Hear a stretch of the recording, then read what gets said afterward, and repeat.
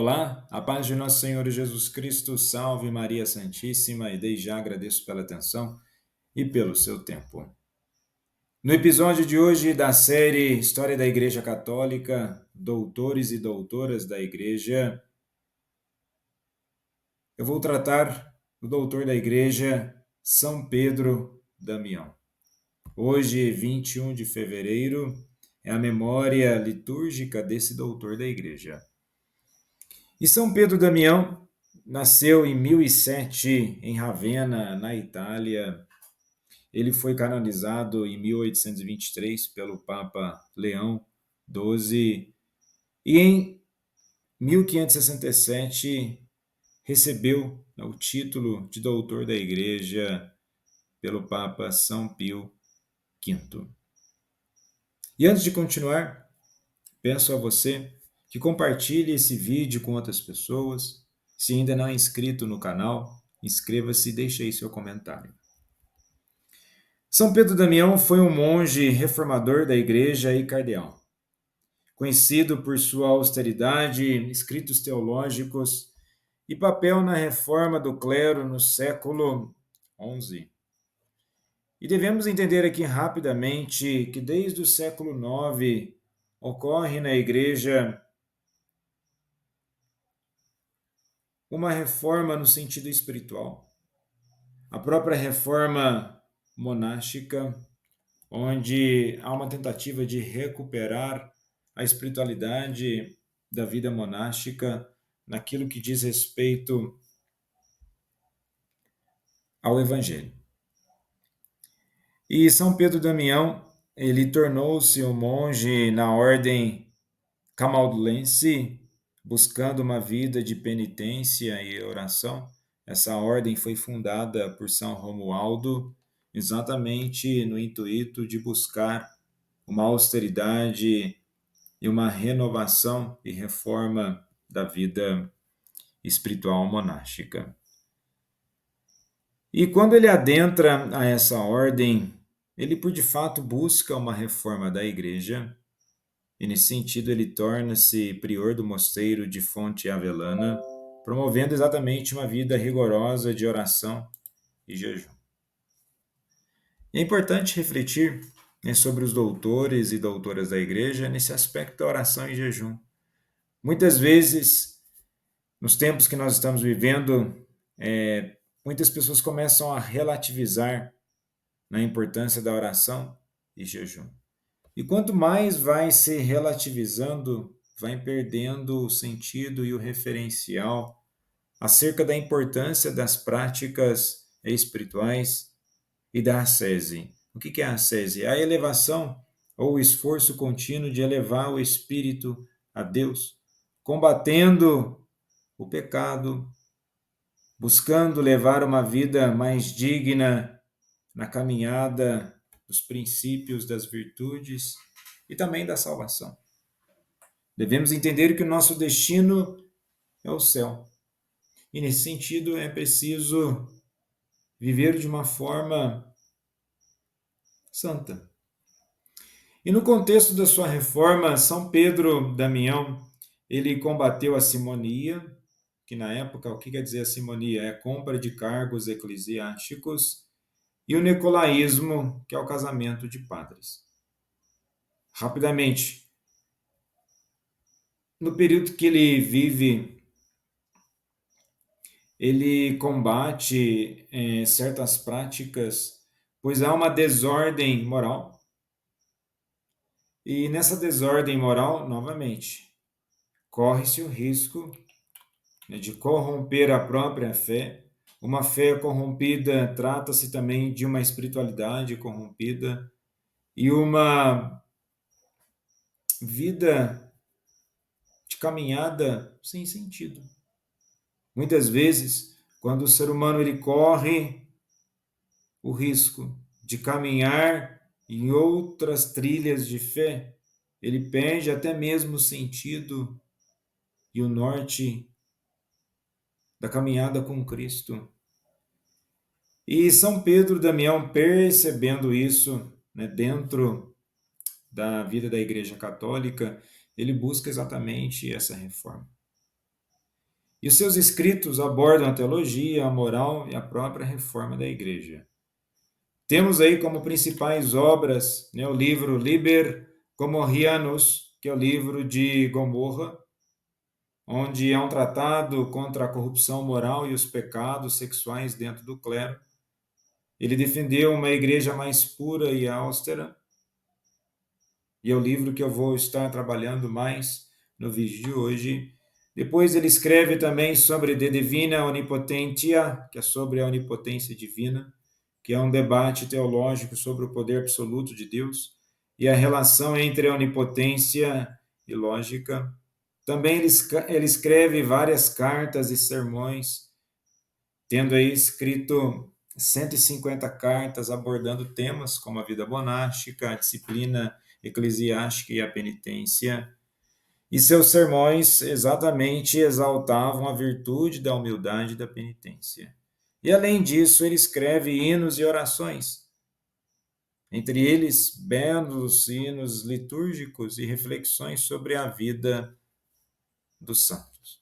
Então, certamente, São Pedro Damião ele traz um legado de espiritualidade, e dentro desse contexto de espiritualidade, uma austeridade e penitência.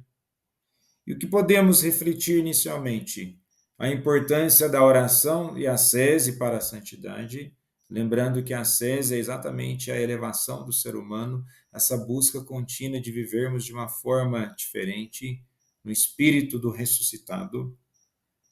A necessidade da reforma moral no clero e na sociedade, que muitas vezes as pessoas vão dizer, olha, é preciso uma reforma moral no clero, né, com os padres ou na vida religiosa, mas esquece que a própria sociedade também precisa de uma reforma moral.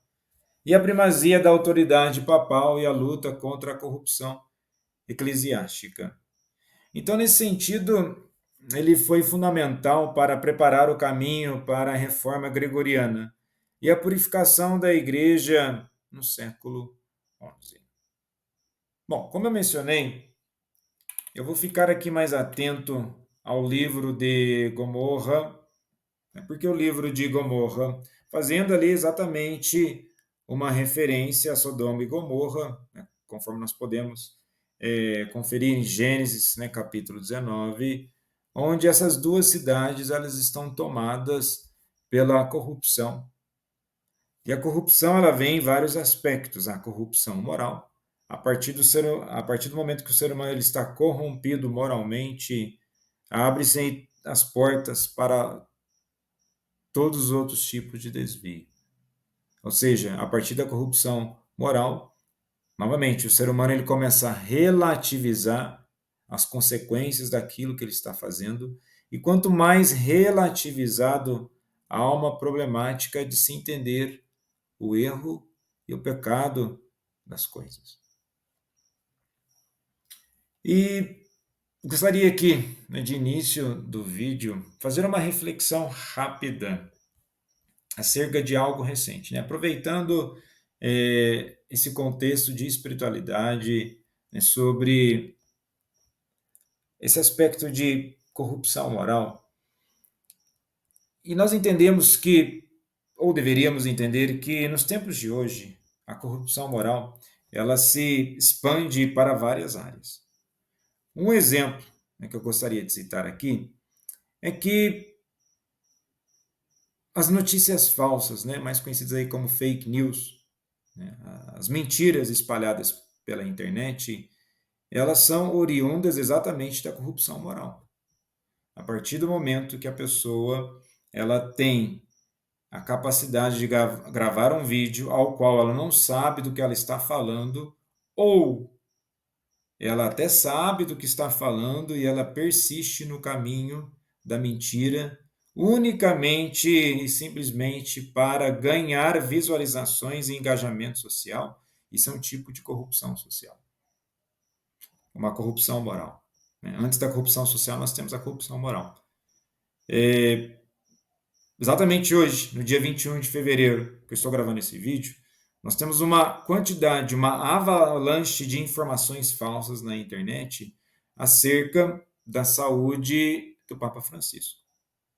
Dá a entender que alguns canais, nem vou chamar aqueles de católicos, né, pseudo-católicos, porque não são católicos de verdade, eles começam a criar imagens falsas a partir da inteligência artificial, começam a criar mensagens de orações falsas que não tem nada a ver com a espiritualidade cristã católica e começam também a especular, né, de que o Papa estaria muito mal e já pensando na sucessão. Perceba então que isso é algo grave.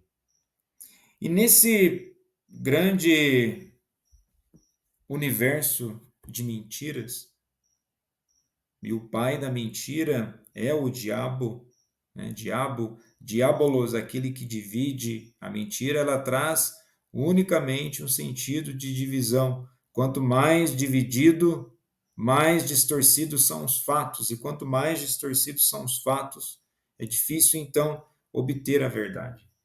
E com isso, no universo de difamações, há um tempo atrás foi lançado uma nota, então vejamos bem quanto que as pessoas conseguem distorcer os fatos. A Conferência Episcopal Italiana, ela em uma nota, ela afirma, fala o que, que isso tem a ver com o tema.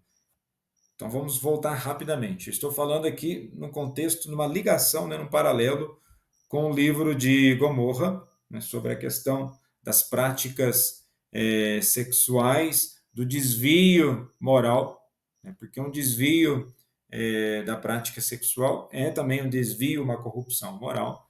E no livro, né, São Pedro Damião, ele trata sobre isso. Por que eu estou relacionando? Então, voltando aqui ao assunto. A Conferência Episcopal Italiana lançou recentemente que ela aprovaria, aceitaria então a ordenação de padres homossexuais. O que a imprensa, né, os grandes canais de comunicação, eles fizeram rapidamente. Eles já associaram que a Conferência Episcopal Italiana. Então, o Vaticano aprovou. E aí, se o Vaticano aprovou, agora pode estar autorizado a ordenação de padres homossexuais. A nota da Conferência Episcopal Italiana não disse isso, muito menos o Vaticano. Agora, devemos entender qual que é o sentido de mencionar, né, a palavra padre homossexual. Aí eles colocam tudo dentro de um mesmo contexto, e são contextos que não são iguais. E por que eu estou dizendo tudo isso? Eles querem criar confusão. Eles quem? Os canais de comunicação, seja quem está por trás, qual que é a intencionalidade. E a primeira intencionalidade é exatamente criar a confusão intencionalmente. E esse criar a confusão intencionalmente traz exatamente um ato de corrupção moral. E eu vou passar aqui um vídeo, né, de um sacerdote, doutor em teologia moral, o padre José Eduardo, e aqui eu peço licença, né, para você deixar de lado certas informações que você recebeu. Estou unicamente preocupado aqui com a fala dele acerca, né, do que a Conferência Episcopal Italiana promulgou, qual é a preocupação da igreja, e vejamos que houve todo uma polêmica acerca desse assunto, mas o padre, de forma muito consciente, de forma muito tranquila, e trouxe a reflexão como ela de fato é. E é esse mesmo sacerdote que também trouxe muita lucidez acerca da declaração da Igreja Católica, né, Fiducia Supplicans, que permite abençoar, né, uniões entre pares. Vejamos bem, não é abençoar a união, é abençoar a pessoa, mas não vou entrar aqui no caso, porque, novamente, a mídia, logo que trouxe à tona, ou à tona, eu trouxe as informações nas manchetes, falando que é abençoar a união daquelas pessoas, ou que estava permitindo o casamento, né, de pares do mesmo sexo. Ele, além de ele ter feito essa reflexão mais assertiva a nível de teologia moral, ele também acerta nessa observação dele. Então vejamos. O Papa fez uma declaração essa semana agora também sobre padres gays, não fez também? Algo assim? Houve uma confusão, na verdade. Eu não sei até que ponto essa confusão foi proposital.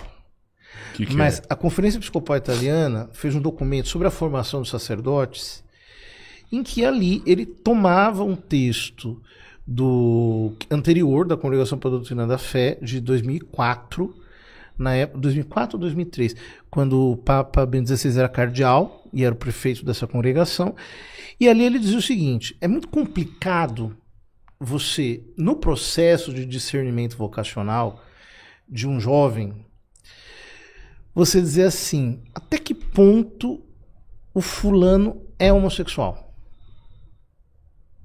É complicado você estabelecer isso. Quase que impossível. Por exemplo, se o fulano tem só um jeito, existe. Sim. Assim como existe homem que é machão, mas é homossexual, existem homem que é menos machão, é um pouco mais efeminado e que é heterossexual. É como querer criar uma tabela de homossexualidade. Entende? Impossível. Então ele estabeleceu um critério. Qual que é o critério? Se o fulano está. Se o fulano procura viver a castidade e procura chegar a uma espécie de harmonia interior sexual, de paz com a sua própria condição masculina, e está há alguns anos sem nenhum tipo de recaída, etc., então podem ser ordenados. Sim. Mas é num contexto mais amplo de formação da afetividade. Então, o sacerdote aqui, ele inicia bem a sua colocação dizendo que é uma confusão. Ele até fala, não sabe até que ponto que se é intencional. Ao meu modo de ver, é intencional divulgar notícias falsas, ou, se não são totalmente falsas, que a manchete leva a uma interpretação ambígua. E por qual razão estou repetindo, né, sobre isso?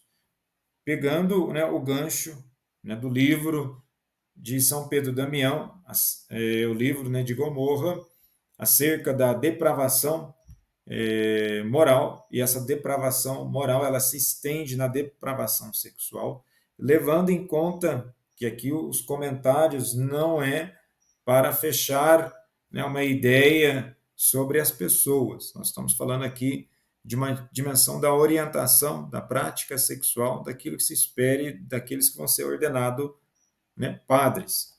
E para isso é interessante refletir, né, que antes de você casar, ou antes de você, né, for ordenado, né, seguir para o sacramento da ordem, ou seja, até o sacramento do matrimônio, é preciso uma opção de vida. E essa opção de vida é uma opção de vida pautada no Evangelho, e nesse sentido, o próprio Catecismo da Igreja Católica, lá no número 2357, é só pegar em seu Catecismo da Igreja Católica, na página 610, onde fala sobre a castidade e a homossexualidade.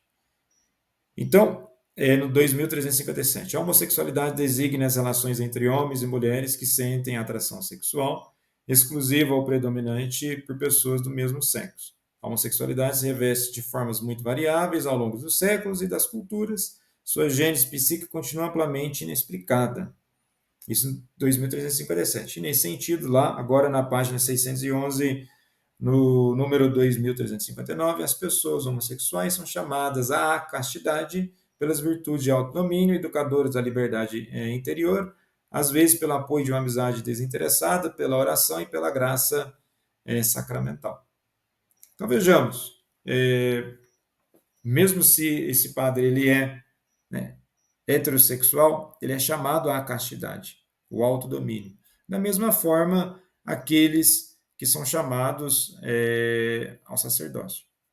Então, um padre homossexual, ele exercendo a castidade, está tudo bem, né? A grande questão é uma questão psíquica, psicológica. Nós estamos no século XXI, onde há todo um estandarte, né, um baluarte de questões do gênero. E não existe ideologia do gênero. Né? O que eles criaram em tempos recentes é uma anomalia, né, acadêmica, uma anomalia literária para falar sobre questões, né, e criar mais confusão. Então, só para dar um exemplo de como essas distorções, né, advindas de uma corrupção moral, né, chegam às pessoas, aí as pessoas começam a dizer que o Papa Francisco está apoiando isso, que está apoiando aquilo. Aí no Brasil, o pessoal acha que tudo é teologia da libertação e uma coisa não tem a ver com a outra. Apenas para colocar como referência né, assim, moderna de algo que São Pedro Damião escreveu, e ele já apontava que se não houver uma reforma, se não houver um discernimento sobre a verdadeira prática cristã, começa então a ocorrer uma distorção daquilo que é o próprio cristianismo. Mas vamos ampliar o leque, porque senão as pessoas acham que somente o sexo vai ser, ou a perversão sexual vai ser um dos piores do caminho, um dos piores caminhos para o ato, né, pecaminoso. Eu convido você a pegar a sua Bíblia lá na primeira carta aos Coríntios, capítulo 6, né, dos versículos 9 ao 11. Então vejamos, ó, por que eu estou falando isso? Porque as pessoas vão focar na questão, né, da homossexualidade, e aí vem todo um processo, né, de condenação das pessoas, um massacre psicológico que não é cristão. E aí vem um puritanismo, né, de pessoas que começam a julgar essas outras pessoas sem precedentes, achando que elas já estão salvas, mas vejamos que, ó, lá no versículo 9, então não sabeis que os injustos. Então, quanto mais você julga essas pessoas, você vai criando um terrorismo contra essas pessoas, você está sendo injusto. Então você não herdará o reino de Deus. Não vos iludais, nem os devassos. O que é devassidão? A devassidão ela pode ser tanto sexual, a devassidão ela pode ser um relaxamento de consciência, quando novamente você começa a relativizar todas as coisas, e o pecado ele deixa de ter um peso na sua vida, e você vai colocando a permissividade como uma prática, né? E você deixa aí de aspirar pelas coisas do alto. Nem os idólatras, lembrando que idolatria não diz respeito só a imagens, a idolatria ela é uma distorção da realidade.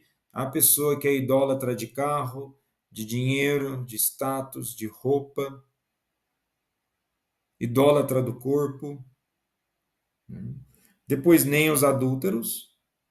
Então, tem pessoa que fica julgando os outros, mas há uma vida secreta. Essa pessoa vive uma vida dupla, então tome cuidado com isso.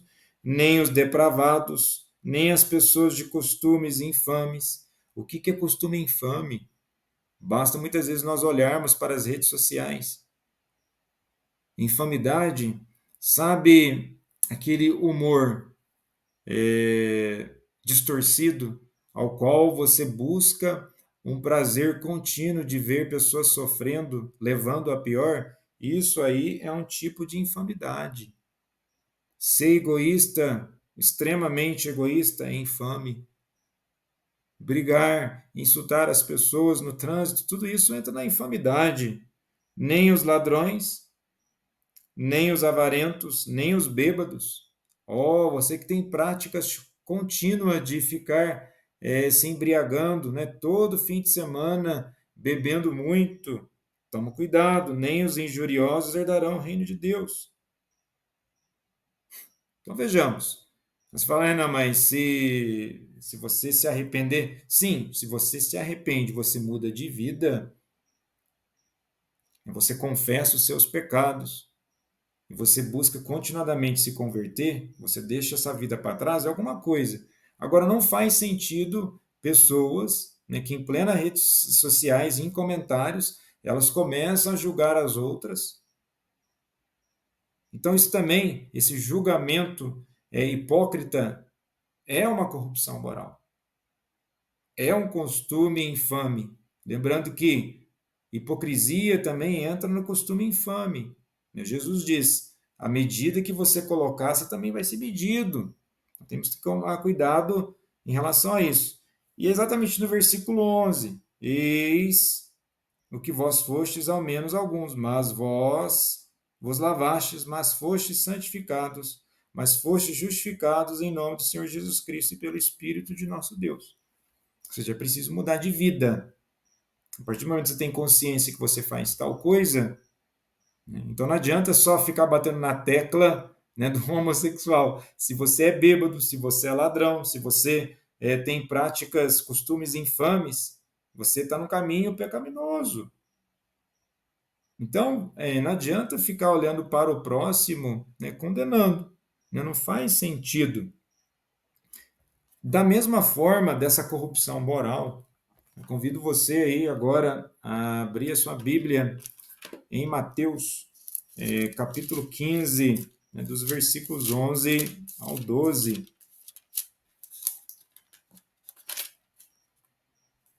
onde nós temos, quando Jesus fala sobre o ensinamento, sobre o puro e o impuro, o que ele diz? Não é o que entra pela boca que torna o ser humano impuro, mas o que sai da boca. Isto sim o torna impuro. Certo? E o que ele vai falar dessa impureza? Mas o que sai da boca procede do coração, né? Procede aí da consciência. E o que sai do coração?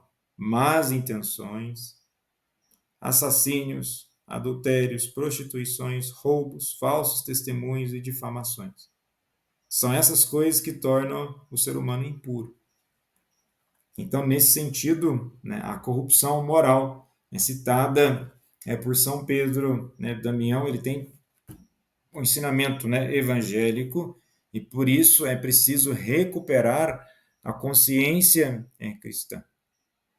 E se torna algo extremamente desafiador, principalmente pelo fato de estarmos, né, em pleno século XXI, onde nós vivemos aí um dilúvio de falsas informações, um choque entre culturas. Muitas vezes nós somos influenciados por falsos ensinamentos. As pessoas acham que aquilo é o catolicismo, ela acaba tendo uma prática espiritual, ela acha que ela está tendo uma prática religiosa de acordo com aquilo que diz o catolicismo, e muitas vezes ela está vivendo dentro de uma bolha ideológica, alguns aí já até chamam de bolha católica, e começa toda uma distorção da realidade. Então é preciso realmente ficar atento a essas questões, né? Porque, novamente, como eu disse no começo, se há um desvio de fé, com certeza haverá um desvio moral. Se aquilo que você crê está distorcido, certamente aquilo que você rezar vai estar distorcido e, consequentemente, aquilo que você vai viver também não vai estar de concordância, né, com aquilo que deveria ser a prática cristã. Mas vejamos aí, para finalizar rapidamente, né, o que mais São Pedro Damião ele trata no livro de Gomorra. Entre as várias temáticas, né, do livro de Gomorra, eu gostaria de chamar a atenção para o tema aqui, né, fraqueza moral e falsa misericórdia. O que seria isso? Nós somos enfraquecidos pelo pecado, mas nós somos fortalecidos, justificados por Jesus Cristo. Ou seja, a graça de Deus sempre vai superar o pecado. O que acaba acontecendo, né? Naquele ditado popular, mas a carne é fraca, eu não consegui resistir. Quando esse pensamento ele se torna sistemático e eu cedo às tentações, ele se torna sintomático em que aspecto? olha, já que eu não consigo combater isso, eu vou vivendo da forma que dá, eu vou pecando ali e aqui, eu vou confessando porque Deus me perdoa. Vejamos que quando Jesus ele diz que o único pecado não perdoado é contra o Espírito Santo, e São Tomás de Aquino, ali no período medieval, ele traz uma reflexão brilhante sobre os pecados contra o Espírito Santo, que entra na questão da falsa misericórdia. O que é falsa misericórdia? A pessoa ela acredita que então, ela vai ser perdoada por Deus, e já que Deus perdoa, ela pode pecar novamente. Cuidado com isso, porque São Tomás de Aquino, quando ele reflete que há 6 espécies de pecado contra o Espírito Santo, ele vai falar do desespero, ou seja, a pessoa já nem confessa, já nem acredita na misericórdia de Deus, então ela desiste. A presunção, que é um pensamento muito recorrente, principalmente nos tempos de hoje, que é exatamente essa postura. Já que Deus perdoa, se eu pecar, eu vou lá e confesso novamente. Confesso, confesso. Peco, peco, peco, vou lá e confesso. Peco, peco, peco, vou lá e confesso. Até o ponto de chegar a uma mentalidade que ficou tão sintomática, eu já não vou mais confessar, porque está tudo bem. Né? E eu me torno meu próprio juiz daquilo que eu fiz, eu digo está tudo bem, né? Perante Deus e perante tudo aquilo que eu faço. Temos aí a impenitência, que é a consequência da presunção. Então, novamente, o que é a presunção? Já que eu sei que Deus vai me perdoar, então eu vou continuar pecando. Isso aí é de uma corrupção moral grave, profunda, é de uma falsa misericórdia extrema. E depois que leva à impenitência, que você já não recorre mais ao sacramento, a pessoa pensa, nem vou falar meus podres, né, para o padre, que ele também é um ser humano, então eu não vou confessar. É um pensamento que não segue muito uma lógica, né? Imagina o cardiologista, olha, eu não vou tratar do coração porque eu vou lá para um outro cardiologista para ele tratar de mim. Falo, não, é, você vai confessar com o padre porque você precisa, né, ser absolvido dos seus pecados. Então, assim, bom, eles tentam recorrer às coisas, né, relativizando. A obstinação, a partir do momento que você é presunçoso, você já não recorre mais à penitência, você se torna obstinado a somente a fazer aquilo. E a obstinação leva ao estado de não mudança da consciência, e a não mudança de consciência é uma prática contínua daquele hábito, daquele pecado. E a impugnação da verdade conhecida. Vejamos bem, tão obstinado pelo pecado, tão obstinado pela essa corrupção moral, que eu não acho. A pessoa começa a falar, eu não acho que isso é verdade. Aí ele começa a vir com aquelas histórias, porque a igreja faz isso, porque isso aí foram regras criadas por homens. Começa a relativizar, porque ele já não tem mais sustentação na sua argumentação, porque ele já se tornou incapaz de mudar. Então é mais fácil relativizar as outras coisas do que mudar o comportamento. Né? Você torna o seu comportamento uma verdade absoluta e todo o conjunto de valores e de práticas virtuosas, né, e busca, né, de santificação e conversão são elementos relativos. O que importa é somente você. Né? É o antropocentrismo doentio, né? É uma inversão total, né, daquilo que é espiritualidade. Você coloca o seu comportamento, a sua psique, né, a sua prática da razão como um valor absoluto, e muitas vezes isso é de um egocentrismo profundo, né, distorcido, e você já não quer mais saber de nada. Quando eu digo você, né, pode encaixar para todos nós. Né, a pessoa, né, vamos tirar o você aqui, deixar mais impessoal a fala, é a fraqueza moral e falsa misericórdia. Nós somos justificados, nós somos fortalecidos por Cristo. Agora, para tanto, é preciso que nós tenhamos humildade. Né? Em São Pedro, Damião fala muito sobre essas questões da humildade. É preciso caminhar de uma forma diferente, porque senão, o que nós temos? Conforme ele coloca, está aí no texto. A situação era sintomática do declínio social geral e catastrófico. Então não tem mais volta. É exatamente isso. Não tem mais volta, porque é algo tão grave, tão estruturado, que se tornou catastrófico. Você não consegue ter uma discussão acerca sobre certos assuntos, porque já está tudo distorcido, né? Fruto de uma fraqueza moral e de uma falsa misericórdia. E essa falsa misericórdia, ela vai se desenvolver em uma falsa espiritualidade. E essa falsa espiritualidade, aquilo que Jesus disse, né, do sepulcro caiado, né, por fora, bela viola, né, por dentro, pão bolorento. Né? O que adianta só ter a casca, mas se o interior ele não está convertido, né? A pessoa ela se fechou no pensamento, a pessoa acha que ela sabe mais que o próprio Deus, ela se fecha, ela não vê a necessidade de conversão. Aí como que fica? Então essa chamada de atenção, né, de São Pedro Damião é também para os dias de hoje. As pessoas podem discordar de muitas coisas, mas nós não estamos bem enquanto humanidade. Aí acaba acontecendo outras questões, o isolamento, já que a humanidade não está bem, as pessoas vão se distanciando, os princípios de comunhão, os princípios de fraternidade, eles começam a ser questionados, e os princípios de comunhão e fraternidade sendo questionados, os próprios elementos, né, de fé em comunidade, eles deixam de ser vivenciados. Então, de fato, é bem catastrófico mesmo. E para finalizar, eu gostaria de deixar 3 frases, né, de São Pedro Damião. Ele diz assim: não ama Cristo quem não ama a cruz de Cristo. E o Evangelho de hoje traz exatamente a reflexão sobre isso. Não tem como amar a Cristo se você não ama a cruz de Cristo. É pela cruz a ressurreição, a salvação. Ter fé não é oba-oba. Ter fé não é simplesmente um sensacionalismo, sentir prazer na igreja, não é somente isso. Ter fé entra nas dimensões de conversão. E é o que ele diz também, né, outra frase aqui, sobre a penitência e a conversão. Onde ele diz: a misericórdia de Deus é infinita, mas exige arrependimento sincero e mudança de vida.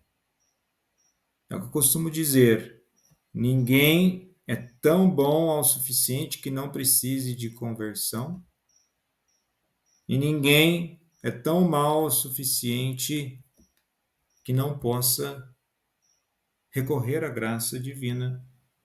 E é isso também, aqui a última frase sobre a gravidade do pecado. Olha lá, o vício da sodomia destrói o corpo, corrompe a alma e afasta o ser humano da graça divina. A partir da presunção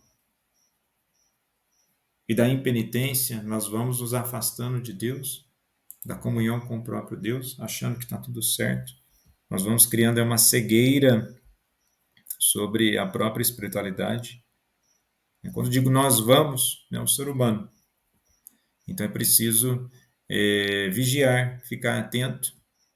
Aquela questão, nós não podemos viver de uma forma habitolada, mas também não podemos... Aqui a habitolação, a pessoa ela é habitolada achando que tudo está errado, mas por outro lado, a pessoa também é habitolada achando que está tudo certo. Então é preciso prudência, bom senso, discernimento e principalmente humildade, buscando sempre sermos obedientes a Deus e pedindo, né, que o Espírito Santo verdadeiramente converta os nossos corações. Agradeço imensamente pela atenção. Até o próximo episódio. Paz e bem.